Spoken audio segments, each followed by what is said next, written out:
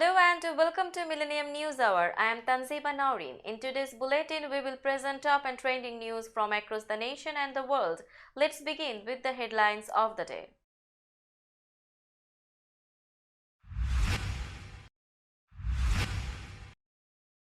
US announces sweeping new Russia sanctions 1 year into war.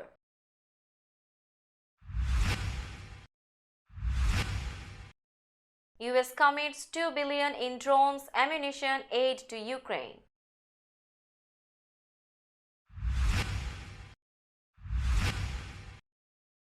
Blinken heads to Asia with China-Russia tensions soaring.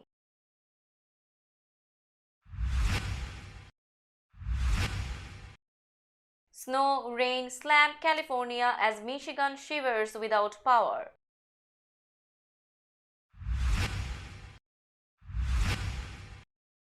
GOP Representative John James won't seek Michigan's open Senate seat.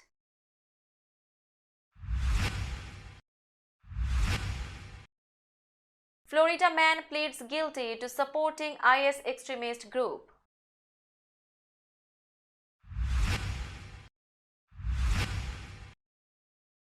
Alec Baldwin pleads not guilty in shooting can still work.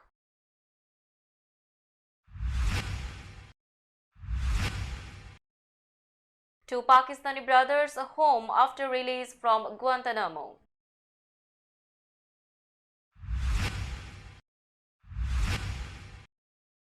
Ukraine's leader defiant on anniversary of Russian invasion.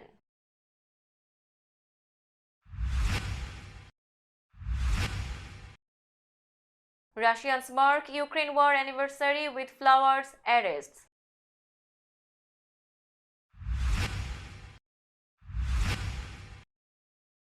People across the world gather to mark war anniversary.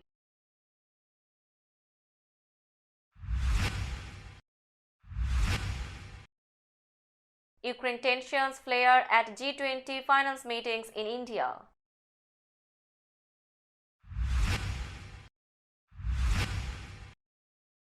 China issues peace plan, Zelensky says he will await details.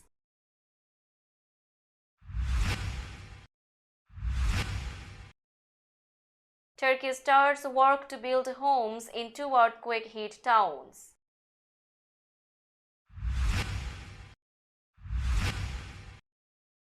Workers dig by layers in search for 47 missing at China mine.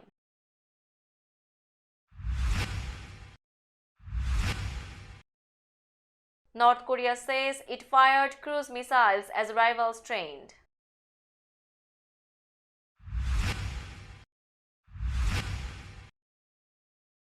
Cyclone Freddy slams Mozambique with dangerous rainfall.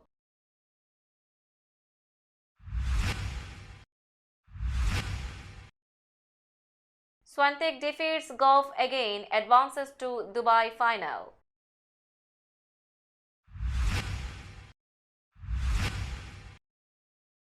Man United drawn with Real Betis in last 16 of Europa League.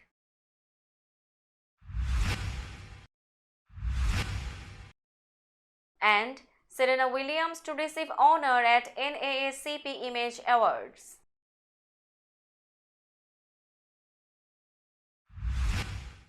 Now news in detail.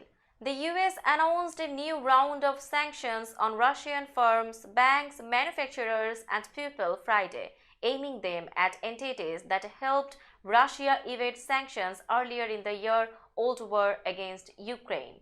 Russia's metals and mining sector is among those targeted in one of the US Treasury Department's most significant sanctions actions to date, according to the agency. The action, taken in coordination with a group of 7 allies, seeks to punish 250 people and firms, puts financial blocks on banks, arms dealers and technology companies tied to weapons production, and goes after alleged sanctions evaders in countries from the United Arab Emirates to Switzerland.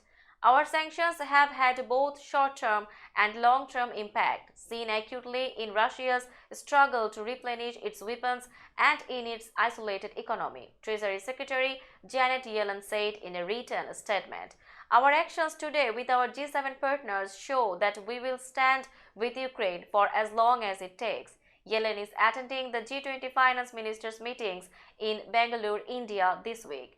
On Friday morning, she told senior Russian officials attending meetings that their continued work for the Kremlin makes them complicit in Putin's atrocities. The Pentagon announced a new package of long-term security assistance for Ukraine on Friday, marking the first anniversary of Russia's invasion with a $2 billion commitment to send more rounds of ammunition and a variety of small, high-tech drones into the fight. The announcement comes just days after President Joe Biden made an unannounced visit to Kiev and pledged America's continuing commitment to Ukraine. Biden told President Vladimir Zelensky and his people that Americans stand with you and the world stands with you in a statement Friday. The Pentagon said the aid includes weapons to counter Russia's unmanned systems and several types of drones, including the upgraded Switchblade 600 kamikaze drone as well as electronic warfare detection equipment. It also includes money for additional ammunition for the high-mobility artillery rocket systems, artillery rounds and munitions for laser-guided rocket systems. But in an unusual move, the Pentagon provided no details on how many rounds of any kind will be bought. Including this latest package, the US has now committed more than $32 billion in security assistance to Ukraine since Russia's invasion. Fresh from a meeting with China's top diplomat and a UN Security Council session on Ukraine, Secretary of State Antony Blinken will travel to Central and South Asia next week for international talks that will put him in the same room as his Chinese and Russian counterparts. The State Department announced late Thursday that Blinken would travel to Kazakhstan and Uzbekistan before going to India for a meeting of the group of 20 foreign ministers from the world's largest industrialized and developing countries, including China and Russia. The trip comes as tensions have soared between the US and Russia and between the US and China over Russia's war in Ukraine and Chinese assertiveness in the Indo-Pacific. All three countries are competing fiercely to outdo each other in global influence. US officials have been tight-lipped about the prospects for Blinken having sit-down talks with Chinese Foreign Minister Qin Gang or Russian Foreign Minister Sergei Lavrov in New Delhi. But all three will be present in the Indian capital for the G20 meeting. The State Department has said only that no meetings are scheduled.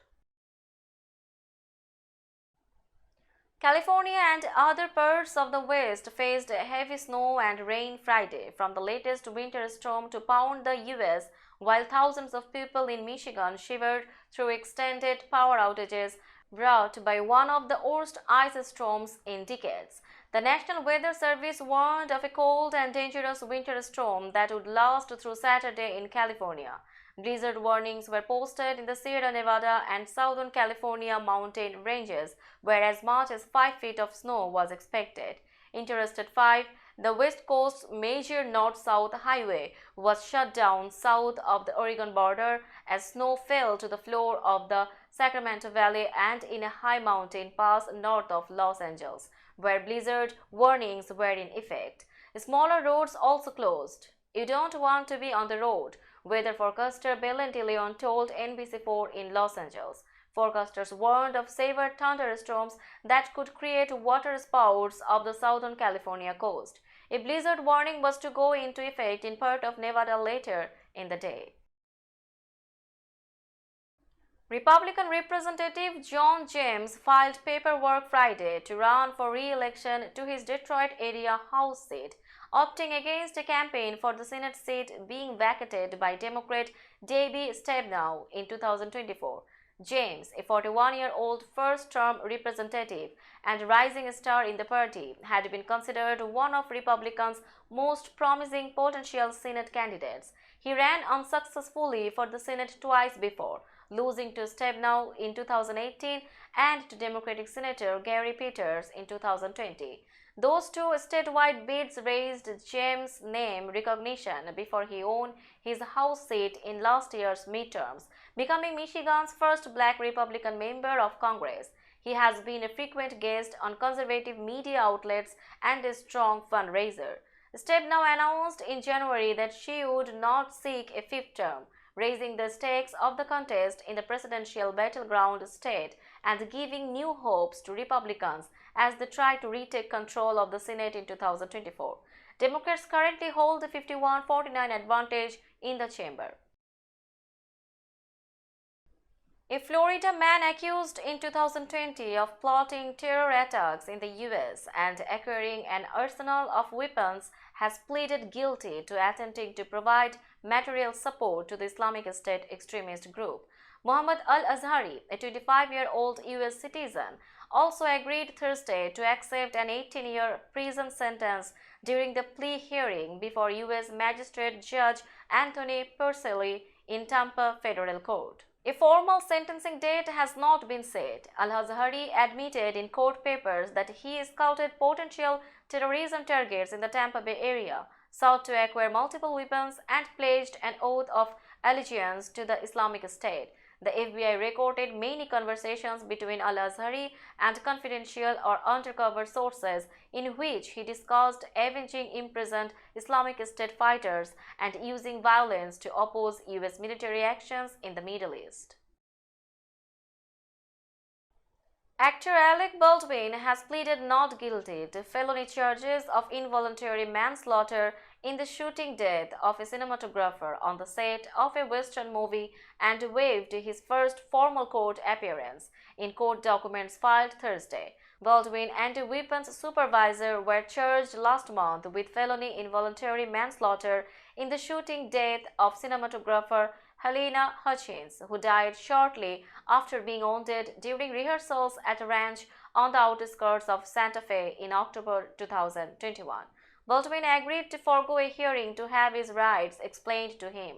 A judge on Thursday set conditions of release that allow Baldwin to have limited contact with potential witnesses in connection with plans to complete the filming of Rust. Prosecutors and defense attorneys are preparing for a likely preliminary hearing within a few months to determine whether there is sufficient evidence to proceed to trial. Two Pakistani brothers held by the United States at Guantanamo Bay detention facility for 2 decades were freed and returned home on Friday to be reunited with their families, officials said. Pakistan arrested Abdul and Mohammed Rabbani on suspicion of links to Al-Qaeda in 2002 in Karachi, the country's southern port and largest city. That same year, Ramzi bin al-Shibh, a top Al-Qaeda leader, was arrested by Pakistan's spy agency Inter-Services Intelligence on a tip from the CIA. The Rabbani's releases come months after a 75-year-old Pakistani, Saifullah Paracha, was freed from Guantanamo. The Foreign Ministry later Friday released a statement welcoming the brothers' release.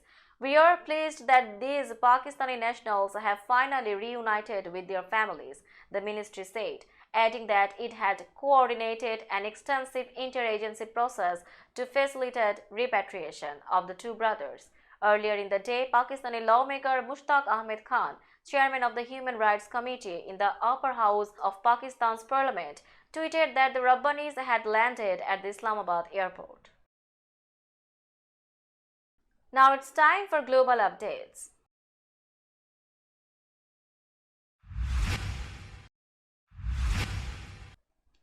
Ukraine's leader pledged Friday to push for victory in 2023 as he and other Ukrainians marked the somber anniversary of the Russian invasion that upended their lives and Europe's security. It was Ukraine's longest day, President Vladimir Zelensky said. But the country's dogged resistance a year on has proven that every tomorrow is worth fighting for. On a day of commemorations, reflection and tears, the Ukrainian president's defiant tone captured the national mood of resilience in the face of Europe's biggest and deadliest war since World War II.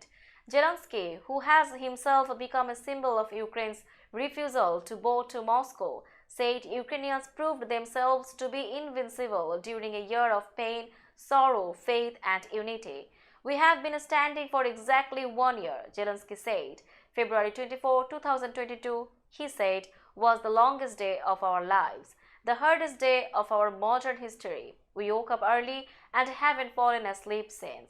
Ukrainians wept at memorials for their tens of thousands of dead, a toll growing inexorably as fighting rages in eastern Ukraine in particular.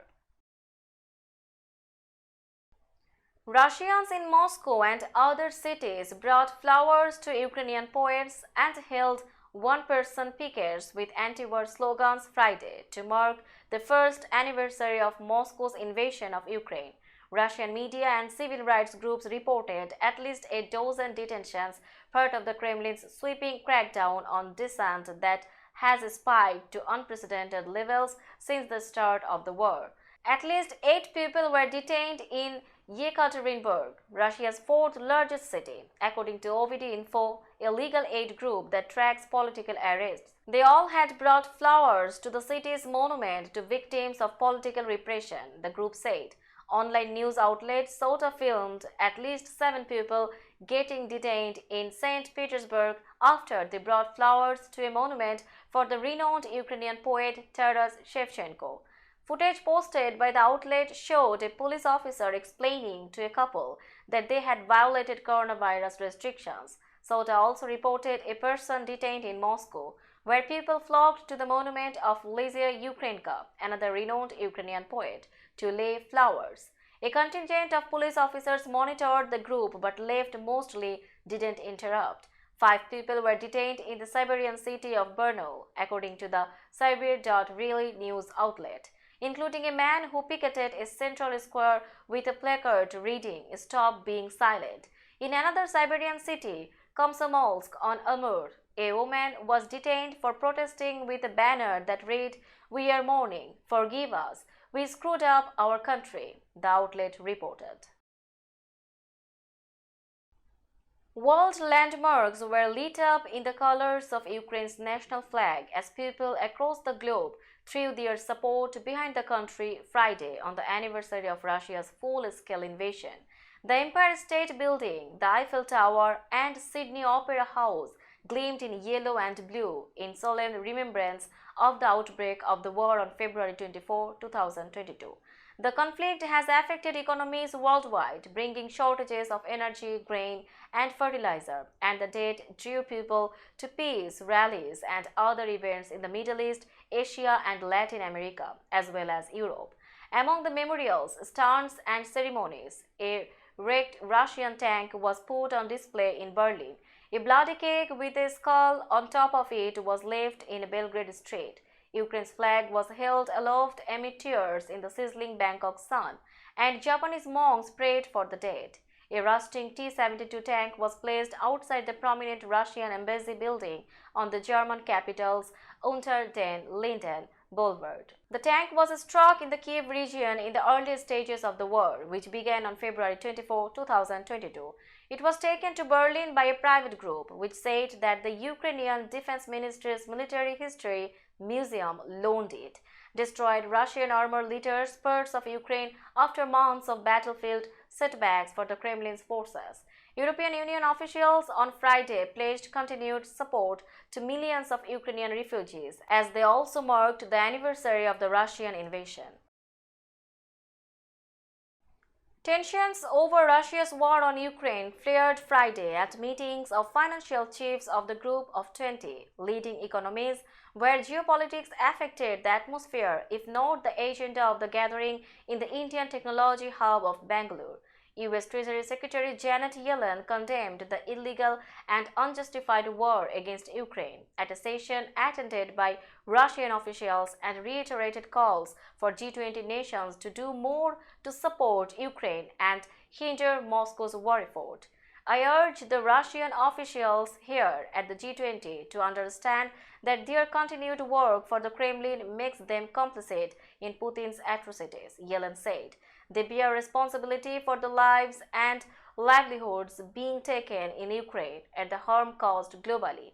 As the meetings convened on the one-year anniversary of Russia's invasion of Ukraine, such issues were bound to crop up, despite host India's reluctance to be caught between allies of Ukraine and Russia and other countries supporting Moscow, such as China.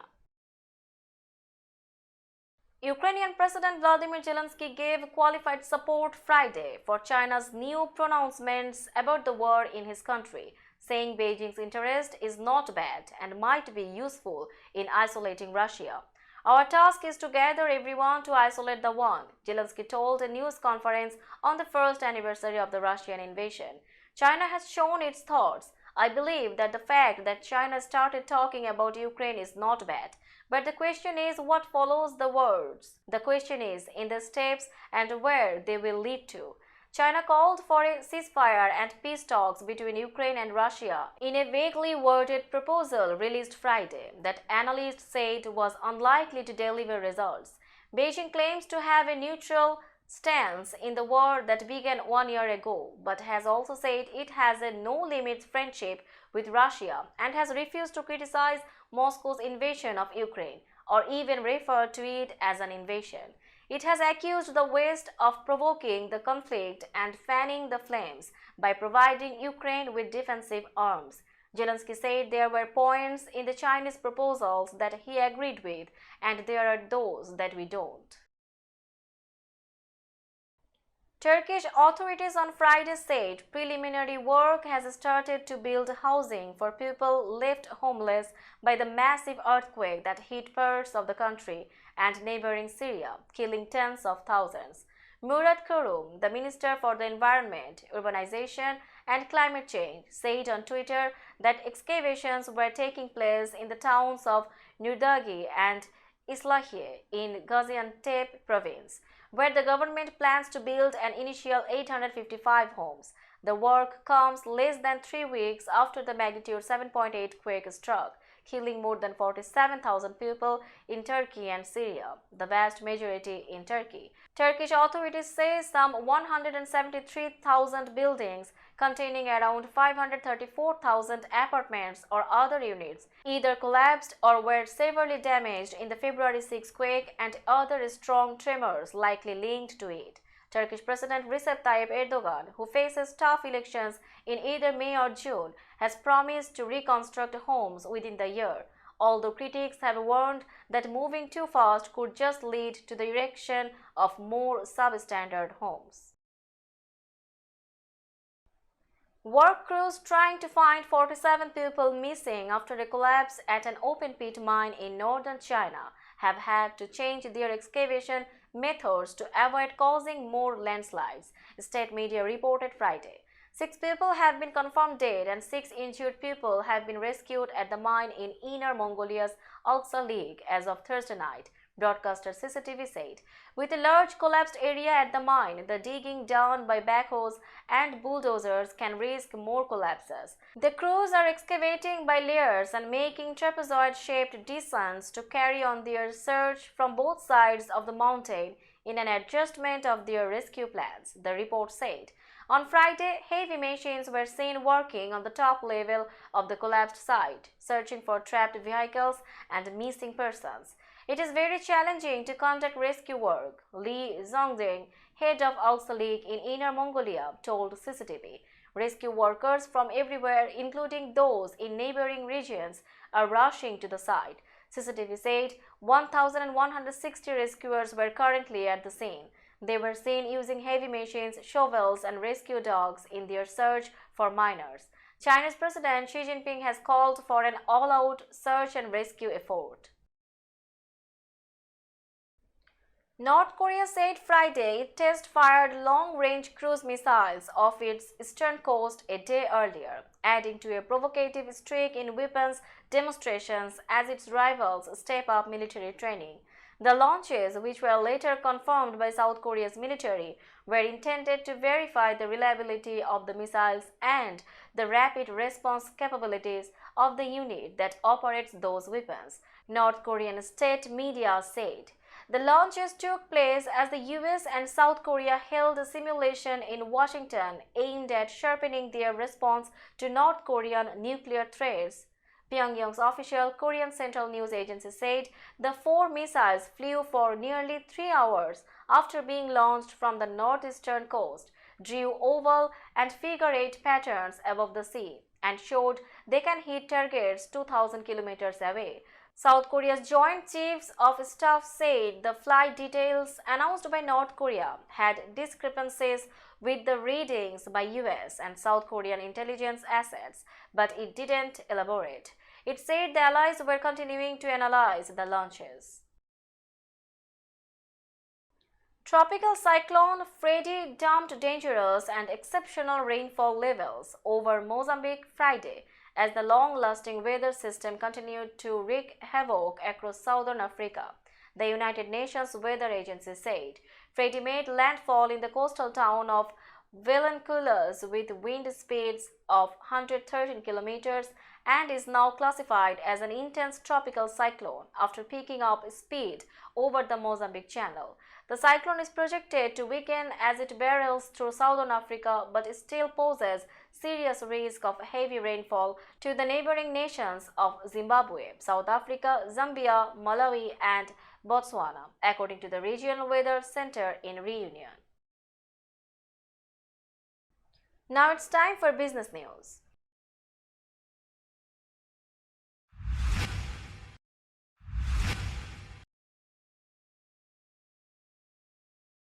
Today's New York stock close price is 15,584.93. The NYSE composite is increased by 54.10 points or 0.35%.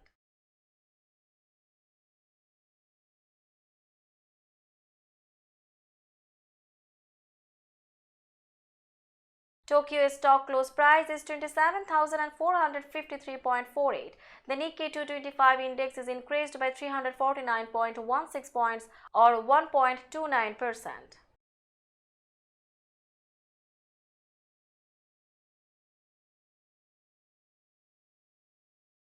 Shanghai stock close price is 3,267.1597.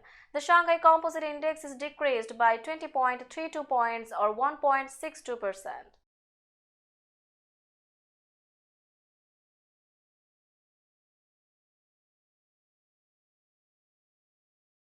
Hong Kong stock close price is 20,010.04. The Hang Seng Index is decreased by 341.31 points or 1.68%.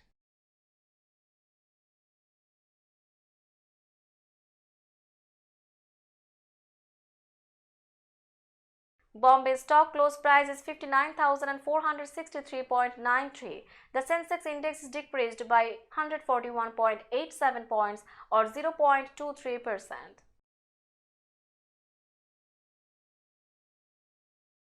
Let's have a look on today's sports stories.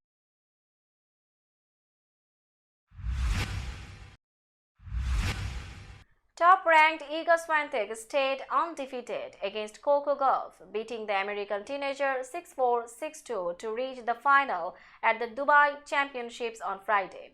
The three-time Grand Slam champion improved to 6-0 against the 18-year-old Gauff, and each victory has been in straight sets.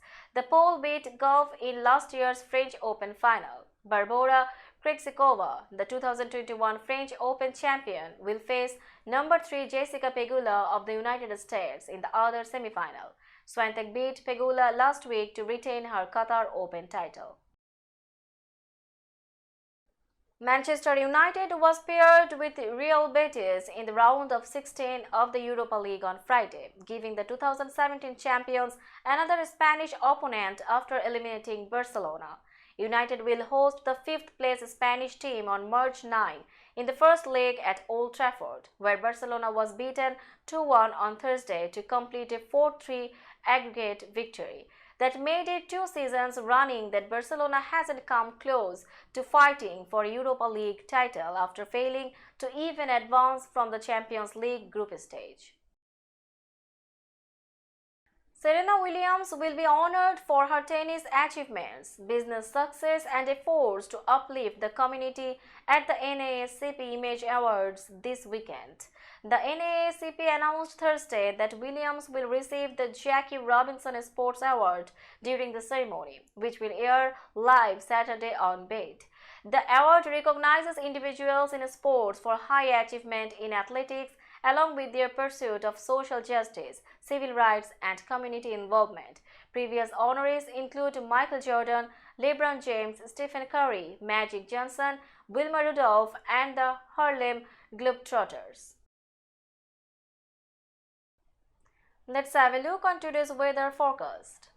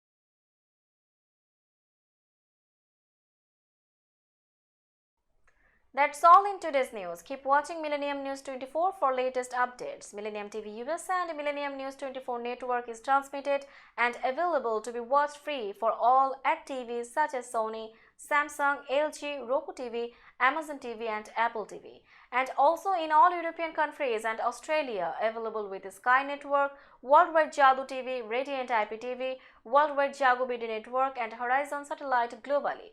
Stay connected with us for all types of informative and entertainment program. Thank you.